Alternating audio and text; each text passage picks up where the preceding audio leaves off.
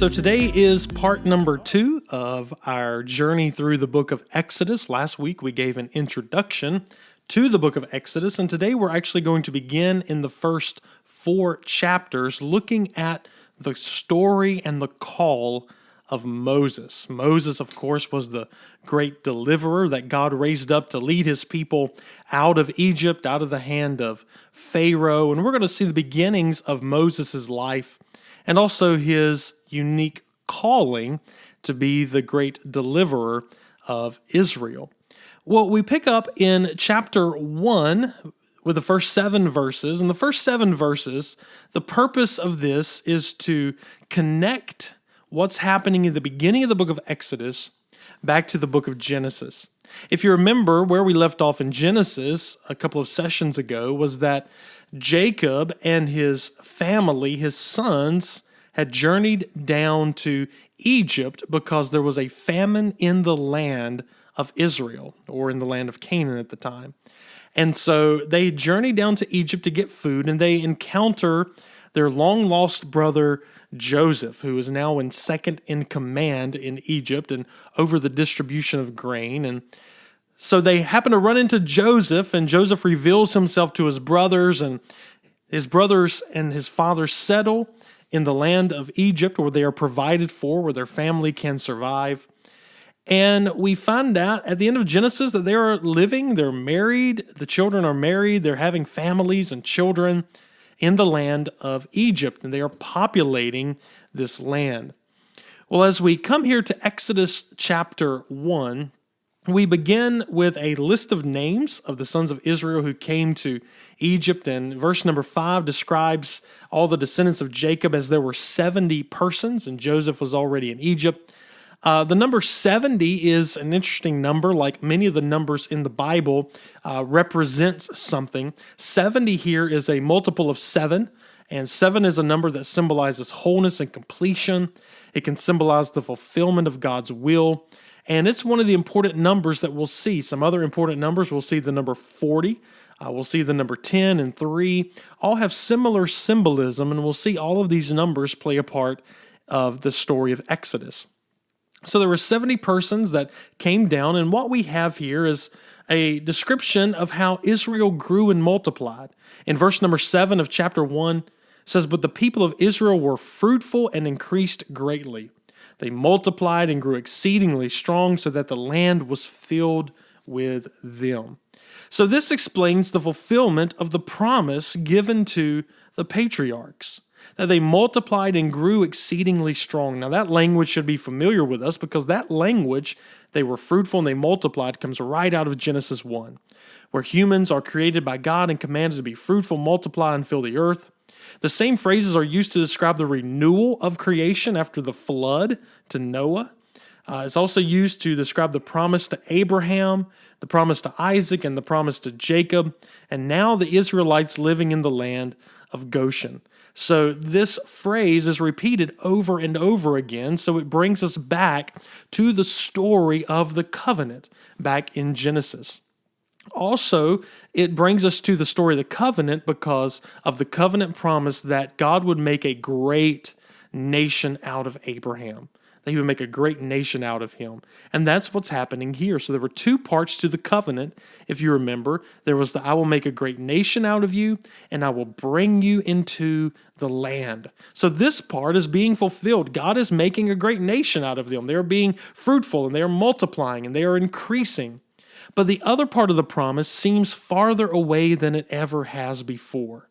The promise that God would bring them into the land. For now they found themselves living in the land of Egypt, but up until we pick up the narrative in Egypt, they've been living peacefully in the land of Egypt, and they've been provided for because of Joseph. But here we see the second part of chapter 1, and that is what goes wrong. And what goes wrong begins in verse number 8. So Exodus 1:8 says, "Now there arose a new king over Egypt, who did not know Joseph. And he said to the people, Behold, the people of Israel are too many and too mighty for us.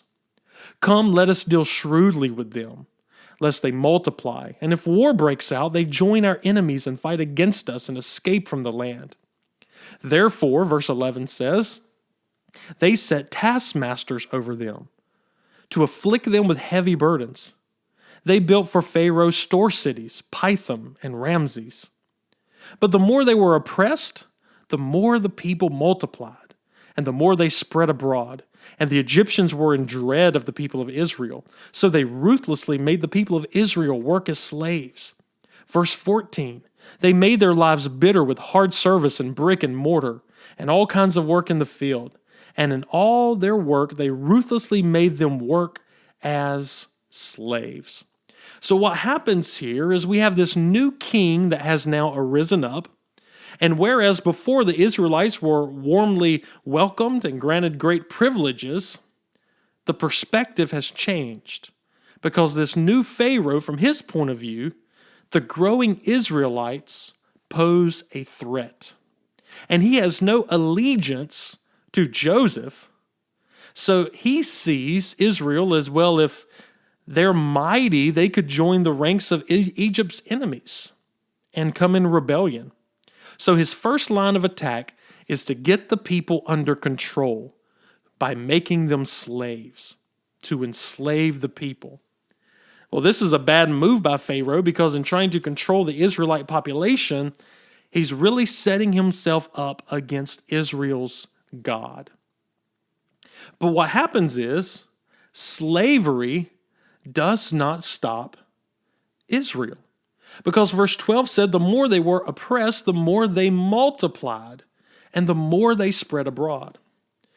So when slavery does not stop the Israelite population from growing, the Egyptians resort to infanticide, to the killing of infants. So what happens here, Pharaoh orders the Hebrew midwives to kill the male children at birth. That the midwives were to go to the women in labor, and when they birthed a child, if that child was a male, then the midwives were ordered to kill the male child. They were told to keep the female children alive, probably, and we're not told directly in the text, but probably because male children grow up to be soldiers. And female children, back in these ancient times, they grew up to be servants and slaves. And Egypt can continue to use the servants and slaves, but they wanted to snuff out all of the potential soldiers. So Pharaoh orders the Hebrew midwives to kill all the male children at birth.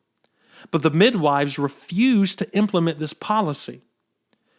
And when they refuse to implement this policy, Pharaoh commands the Egyptians to throw every Hebrew boy in the Nile River. And this explains why Moses' mother will have to hide him in order to keep him safe. And in the longer view of things, this also will see as coming back upon the Egyptians to haunt them. For in the longer term, this explains why the death of the firstborn of Egypt in the last plague had a certain justice about it, that the Egyptians were punished by being made to suffer in the same way that they made the Israelites to suffer. So this is the backstory that we find here to the birth of Moses. So the backstory is that Pharaoh has now ordered all the children, the male children of Israel, to be thrown into the Nile River. When we come to chapter 2, we find Moses' birth and his upbringing. In chapter 2, we find that there is a man from the house of Levi who took a wife who was a Levite woman. Now, this is a very interesting description here because it was the Levites who would become the priests in Israel and would serve as a mediator between God and the people. So we have a Levite man and a Levite woman who come together and marry and have a son who would end up being the go-between between God and Israel. He would be the one to receive the law from God and give it to Israel. So it's even important here that Moses was born as a Levite, if you will. So Moses is born, and with this direct order from Pharaoh to kill all the children, they see Moses' mother when he's born, sees that he is a fine child. Now, that's an interesting account there, but we'll talk about that in a moment. She sees he's a fine child, and she hides him for 3 months. But then when she can no longer hide him, she puts him in a basket and seals it up and places the child among the reeds by the riverbank in the water. And who comes along but Pharaoh's daughter comes along. She's walking by the river. She sees the basket. She opens it up. She sees the child, and she takes pity on him. She recognizes that he's one of the Hebrew children. And then his sister says to Pharaoh's daughter, call a nurse from the Hebrew women, nurse the child for you. So she goes and gets the child's mother, who nurses Moses. And then when Moses' nurse brings him to Pharaoh's daughter and says the child has been nursed, and Pharaoh's daughter takes the child and makes him her son. And she names him Moses, because she said, I drew him out of the water. So this is the story of Moses' birth, but there's more than meets the eye here. There's some really cool symbolism that we find here in the birth of Moses. First of all is with the name Moses. Now, the name Moses is interesting because it holds two contexts. The name Moses has an Egyptian context to it, and it has a Hebrew context. What we have here in this story is the naming of Moses, Moses, because she says, I drew him out of the water. And that is the Hebrew interpretation of the name Moses. It means one who draws, one who is drawn. So she names him Moses. Now, who is she? Well, if she is Pharaoh's daughter, if Pharaoh's daughter names him Moses because she drew him out of the water, does Pharaoh's daughter know the Hebrew language? Does she know the language of slaves? Well, probably not. So if Pharaoh's daughter names Moses, she may have had the Egyptian context of Moses in mind. For there were other pharaohs and there were other kings in Egypt, such as Amen Moses and Thut Moses. The name Moses in Egyptian means child of, and it was part of a longer name. It was a royal name. So it would fit Moses growing up in Pharaoh's household to have this name of Moses as part of a longer name given the Egyptian terminology of it. But it's interesting that the Bible says he's not named Moses because of the Egyptian context, but he's named Moses because of the Hebrew context, speculating that maybe when the woman brought the child to Pharaoh's daughter that she recommended or she named him Moses, because Moses means to draw out of, or the drawer. And that hints at the future role that Moses would play. So this name means something in Hebrew. It means that as Pharaoh's daughter, as Moses had been drawn out of the water for safety. He was in a basket. She drew him out of the water for safety. So will God draw his people out of Egypt through the water of the Red Sea.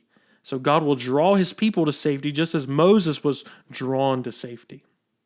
Now, when Moses was born, there's a word here that he is described in verse number 2 as being fine, a fine child. Now, what does that mean? Well, the word fine is the Hebrew word that we find used 7 times in Genesis chapter 1. And it's translated in Genesis chapter 1 that God saw what he made and it was good.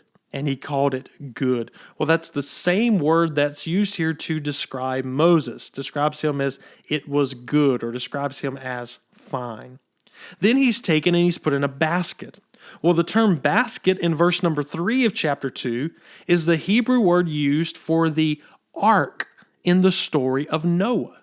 It's the same word. So Moses was put in an ark to be protected from the waters of death, just as Noah was placed in the ark to protect him from the waters of death in Genesis. We're also told that the basket that Moses was in was covered in pitch. And this also speaks of the ark covered in pitch. But what's interesting is the Hebrew word is the word kopher, which is used for the word atonement. So just like the ark, the basket Moses is in is covered in pitch. It's covered in the atonement, what would be atonement for the sins of the people, described in Leviticus 17, where the sacrifices would atone for the sins of the people. And Jesus brings the ultimate atonement. So the word fine, the word basket, the word pitch, all brings us back to the stories in Genesis that we've already read. And that wouldn't be the only thing. We'll see in just a few moments that there are more allusions back to Genesis. So leaving the birth of Moses, we find in verse number 11 of chapter 2 that Moses had now grown up. And Moses has three conflicts that we see here in Exodus chapter 2, verses 11 through 22. The first conflict is no sooner than Moses emerges into adulthood, we see him with blood on his hands in verse number 12. What we see here is that Moses looks on the burdens of his people, the Hebrews, and he sees an Egyptian's beating on one of the Hebrews, one of his own people. And he goes and he strikes down the Egyptian, he kills him and buries him in the sand. So this is the first conflict. So one of his first acts as an adult is to kill an Egyptian who was beating a Hebrew slave. Now this may perhaps seem to be impulsive, but it's really not. What we see here is Moses already being a deliverer. He delivered this Israelite slave from the mistreatment of an Egyptian, and gives us a glimpse ahead to what Moses will be doing a little later on. The second conflict is Moses steps in to break a fight between two Hebrew slaves. So here you have two Hebrew slaves fighting each other. Moses steps in to break it up. Well, the aggressor basically tells Moses, you need to mind your own business. And he says in verse 14 to Moses, who made you a prince and a judge over us? Did you mean to kill me just as you killed the Egyptian? So first of all, we have one of Moses' own people complaining about his leadership. And this won't be the last time that the Israelites have a problem with Moses' leadership. Grumbling and complaining will be a part of Moses' background noise for most of his career, especially when you come to the book of Leviticus. So you see his own people question his own leadership and what he's doing. But also, we see that he makes this statement, do you mean to kill me like you killed the Egyptian? And now Moses is found out. He knows people know about what he did. So when Pharaoh hears about it, he goes after Moses and tries to kill him. So what Moses does is he flees away from Pharaoh and he goes to the land of Midian and he sits by a well. And this is where a third conflict comes in. For he finds himself with the 7 daughters of a man named Reuel. And Reuel, we're going to find out, has 7 daughters. And his 7 daughters are being bullied by shepherds while they are trying to draw water from a well. It says the shepherds came and drove them away from the well, but Moses stood up and saved the 7 daughters and watered their flock. So we see Moses now stepping into another confrontation, saving people, being a deliverer for these 7 daughters of Reuel, the priest. So we find some fascinating facts here. First of all, Moses is coming to the rescue again. And when Moses comes to the rescue again, I want you to think his role as a deliverer. Second, at this well is where Moses will meet his wife Zipporah. And it takes place at a well. Well, in Genesis, Isaac and Jacob also find their wives at a well. And Jacob even rescues Rachel by rolling away a huge stone and allowing her to water her sheep. All of this scene with Moses signals to the readers that Moses is a figure on par with the heroes of old, with the patriarchs, that he is to be held in high esteem just like the patriarchs. The third thing that we see is that Moses went from Egypt down to Midian, which will ultimately lead him to the mountain of God, Mount Sinai. And Moses' journey here foreshadows the journey of the Israelites that they will take in the future, as they leave Egypt and they go down to the mountain of God to receive the law of God and have a great encounter with God. So Moses' flight to Midian is kind of like a trial run. So up until this point, we see that Moses' role is foreshadowed as a deliverer and as a great man of God. But in our next section, beginning with chapter 2, verse 23, we find that Moses' mission is now defined. His mission will be clarified much more. So when we come down to chapter 2, verse 23, we see that during those many days, the king of Egypt died, the one that was after Moses died. And the people of Israel groaned because of their slavery, and they cried out to God for help. And God heard their groaning, and he remembered his covenant with Abraham, Isaac, and Jacob. God saw the people of Israel, and God knew. So this section introduces us to God's people calling on him for salvation, and God hears their cries. And it's interesting here that in the midst of their cries and in the midst of their groaning, God remembered his covenant with Abraham, Isaac, and Jacob. God looked upon the Israelites, he took notice of them, and this is a key moment in the story. It now becomes clear why God delivers the Israelites from Egyptian slavery. He delivers them to keep a promise that he made to the forefathers, to Abraham, Isaac, and Jacob. So the story now moves immediately to Horeb, the mountain of God, also called Mount Sinai, where Moses is keeping sheep. He's keeping the sheep of his father-in-law, and his father-in-law's name was Reuel, but it's also Jethro.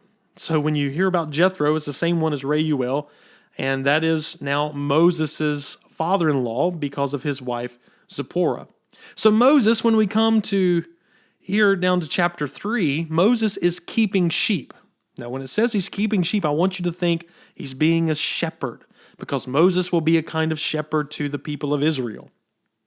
And this is the area where he's keeping sheep in Mount Horeb, where he will give the law, where God will give the law to his people Israel. So God appears here to Moses in a fire at a burning bush. So we see here that Moses in chapter 3, I want to read some scripture. In chapter 3, verse number 2, and the angel of the Lord appeared to him in a flame of fire out of the midst of a bush. He looked, and behold, the bush was burning, yet it was not consumed. And Moses said, I will turn aside to see this great sight, why the bush is not burned. When the Lord saw that he turned aside to see, God called him out of the bush. Moses, Moses, he said, here I am. Then he said, do not come near. Take off your sandals from your feet, for the place where you are standing on is holy ground. And he said, I am the God of your father, the God of Abraham, the God of Isaac, and the God of Jacob. And Moses hid his face, for he was afraid to look at God. So this is God revealing himself in fire from a burning bush that is not consumed. Now another picture of this later on would be the lampstand in the tabernacle. For the lampstand is pictured as a burning tree that has 7 arms. But it is here that Moses is introduced to his God. He might have grew up in the house of Pharaoh, but Moses' God was the God of Abraham, Isaac, and Jacob. And here God speaks to him and tells him that the place where he is standing on Mount Horeb is holy ground. For this is going to be the place where God leads his people out of Egypt and meets with Moses, and Moses and God will meet again on this mountain. They'll meet at Mount Horeb or Mount Sinai, the same mountain, where he will receive the law and the covenant for the people and establish his people as a nation. So this place is a very important place to Moses and to the people of Israel. That's why God says this place is holy ground. So this is the event, God calling Moses through the burning bush, revealing himself as God, kicks off the entire story of Exodus and Israel's transformation from slaves to a free, independent nation. Now, Moses doesn't know it yet, but he's getting ready to get his marching orders for a mission that's been on the agenda since the days of Abraham. So now what's going to happen is, beginning with verse number 7 in chapter 3, the Lord declares his plan to rescue his people from slavery and to bring them into a land of promise, the land he promised to Abraham, Isaac, and Jacob, a land that flows with milk and honey. And Moses' task is to persuade Pharaoh to let the Israelites go and to bring them to worship God on the mountain. For God says in verse number 7 of chapter 3, I have surely seen the affliction of my people who are in Egypt, and I've heard the cry because of their taskmasters, and I know their suffering. And I've come down to deliver them out of the hand of the Egyptians and to bring them up out of the land to a good and a broad land, a land that flows with milk and honey, to the place of the Canaanites. And now behold, the cry of the people of Israel has come to me, and I have also seen the oppression which the Egyptians oppressed them with.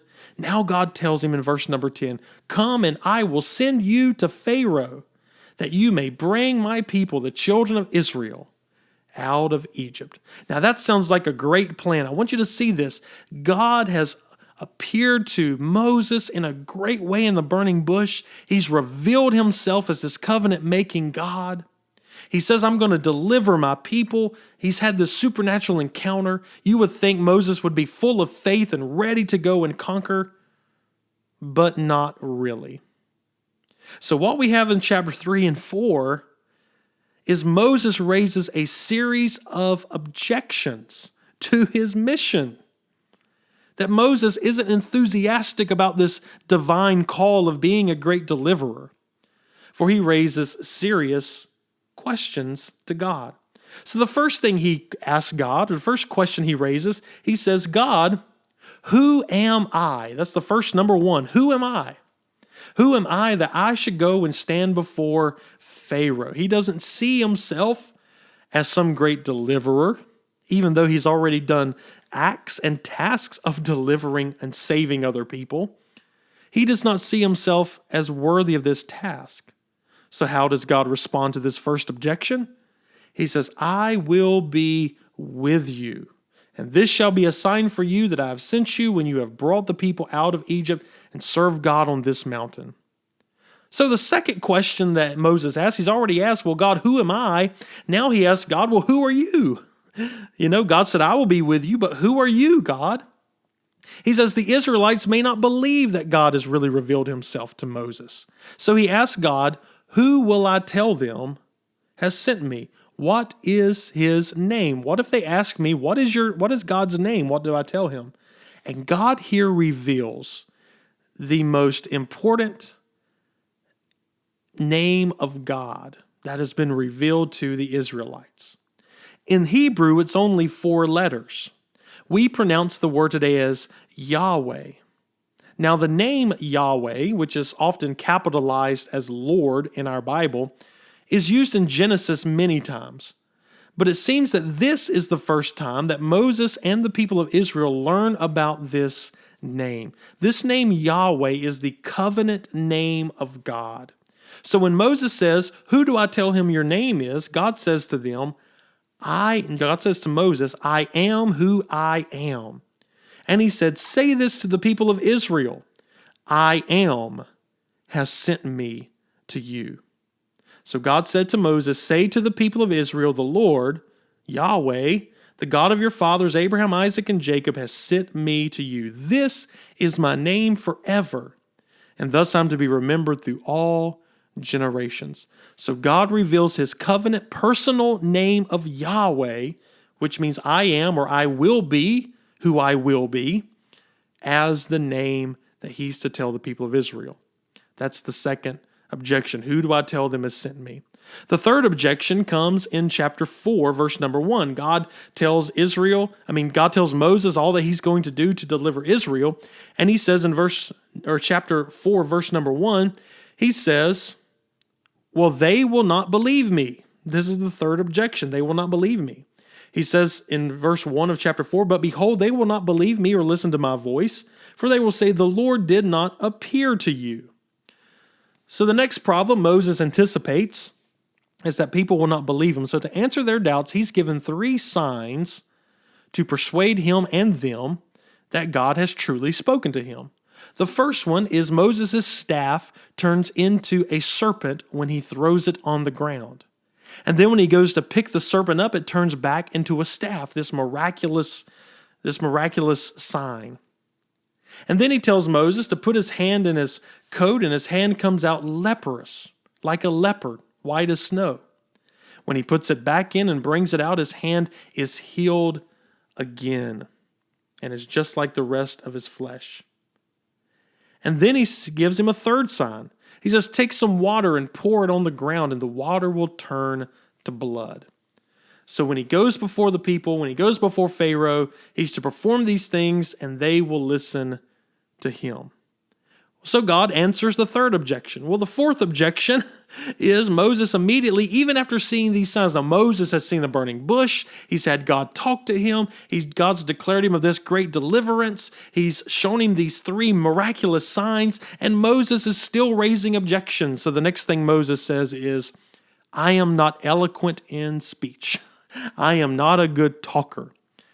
And in response to this objection, God assures Moses that because he is the creator, that he will be with Moses' mouth and will teach him how to speak. And then in verse 13 of chapter 4, Moses plainly says, please send somebody else. He said, oh my Lord, please send somebody else. So to deal with this, God appoints Aaron, Moses' brother, to speak on Moses' behalf. So let me just say that Moses is a really stubborn person. Out of seeing every miraculous thing God is doing and God trying to convince him that, hey, I'm the creator, I'll provide for you, I'll be with you, I'll tell you what to speak, he still says, God, send somebody else. So God compromises with Moses and appoints Aaron. So Moses will speak to Aaron, and Aaron will speak to the people on Moses and God's behalf. And that brings us to the last section that we want to look at today, and this is chapter 4, verses 18 through 31. The Lord again urges Moses to return to Egypt, but warns him that Pharaoh will be very reluctant to let the people leave. And on top of this, God would actually harden Pharaoh's heart. If you remember and recall back to the dealings in Egypt with, say, Abraham. You know, when Abraham lied about his sister Sarah because he feared for his life, or he lied about his wife Sarah and said that this is my sister. Well, when the Egyptian kings found out about it and found out that God was on Abraham's side, he let Moses go. He told Moses, yes, you can leave. Well, imagine what would happen if Moses came before Pharaoh and he does these miraculous signs, and Pharaoh says, oh yes, I see God is with you. I'm going to let your people go. And he lets them leave. Well, then Pharaoh would be credited with letting the people leave. But that's not what God is going to let happen here. And this really shows us the sovereignty of God. God says in verse number 21, he says, you'll go before Pharaoh with all the miracles I put in your power, but I will harden his heart so that he will not let the people go. God is actually going to harden Pharaoh's heart so he will not let the people go. And that's going to cause even greater signs to happen in Egypt. That's when God is going to pour out plagues upon Egypt. So instead of Pharaoh just letting the people go because of the goodness of his heart or because he was afraid, God's going to harden Pharaoh's heart where he refuses. And then God is going to bring upon these 7 plagues upon Egypt, showing that God is not going to let Pharaoh let the people go. God is going to use his power to deliver his people and to defeat Pharaoh's army and to make a spectacle out of the greatest nation on the planet at the time. So he says, I will harden Pharaoh's heart. Then we come to verses 24 through 26. And this is a very troubling story that seems to just come out of nowhere, because God has just offered this great call to Moses and made him this great deliverer and gives him this great plan. And then in verse 24, we read that God is looking to put Moses to death. For Moses is on the way back to Egypt with his sons and his wife. He's on his way back to Egypt, and at a lodging place, the Lord met him and sought to put him to death. Now, why is God all of a sudden, out of nowhere, looking to put Moses to death? On the surface, this doesn't make any sense whatsoever. And then we find Moses' wife Zipporah takes a flint and circumcises her son, takes the foreskin and touches Moses' feet. Now, this is very unusual, and I've read a lot of commentaries, and most Bible commentaries and commentators find this very unusual as well and almost seemingly out of place. Why is God mad? Why is God looking to kill Moses? Why does Zipporah circumcise her son and takes the foreskin and touches it on Moses' feet? And then she declares, surely you are a bridegroom of blood to me. And then God's anger is appeased, and God does not kill Moses. And it was then said, a bridegroom of blood because of the circumcision. So these 3 verses are very unusual. They seem very out of place. People have speculated maybe this was just added by a later editor, where it doesn't make sense. What is it talking about? It's very vague. And the best explanation that I've found that it could come up with, and it's kind of stuck in there, we're not given a backstory or an explanation, is that maybe this has to do with Moses' failure to circumcise his son. We're told Moses has a son, and he now has at least 2 sons. And the speculation is that Moses failed to circumcise his son. And going forward, circumcision would be a prerequisite for the participation in the Passover in Exodus chapter 12, verse 48. So as Moses' mission was in keeping with the covenant promises made to the patriarchs, circumcision was given to the patriarchs as a sign of the covenant. So it could be God was angry because Moses failed to circumcise his son, so his son was uncircumcised, and therefore Moses had disobeyed God. And when Zipporah circumcises her son, that makes sort of an atonement and spares Moses' life. So the decisive action of Zipporah saves the family. And so that's the best explanation I've come up with these 3 verses. Those verses are unusual and they don't seem to really fit the narrative. But anyway, there they are, and that's how we're going to explain those verses today. Well, the final few verses of Exodus chapter 4, the Lord speaks to Aaron and tells him to go out and meet Moses, and Moses and Aaron meet. Moses explains what happened with the encounter with God, and then Moses and Aaron together in verse 29 gather all the people and the elders. They speak the words of the Lord that God had spoken to Moses, and they did the signs in the sight of the people, and all the people believed.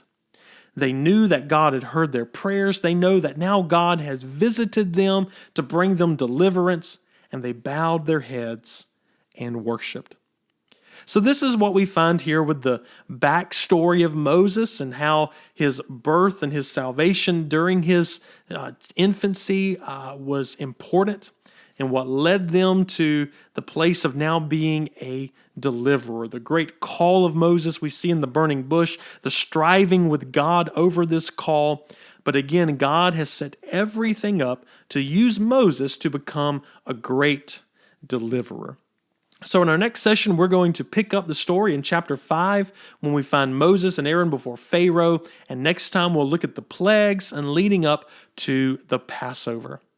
So again, we hope that this session has been enlightening to you. Thank you for joining us today. God bless.